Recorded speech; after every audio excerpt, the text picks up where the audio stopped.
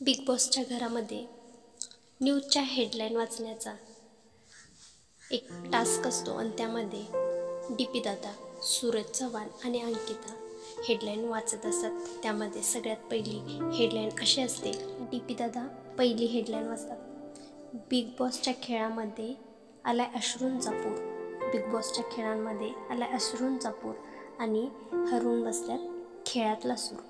सांगा सूरज भाऊ आहे कोण? त्यावेळेस सूरज आपल्या स्टाईलने म्हणतो आर्या।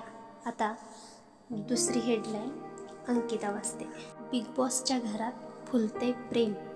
बिग बॉसच्या घरात फुलते प्रेम का सुरू झालाय प्रेमाचाच गेम। आणि ही हेडलाईन आहे निक्की आणि अरबाज।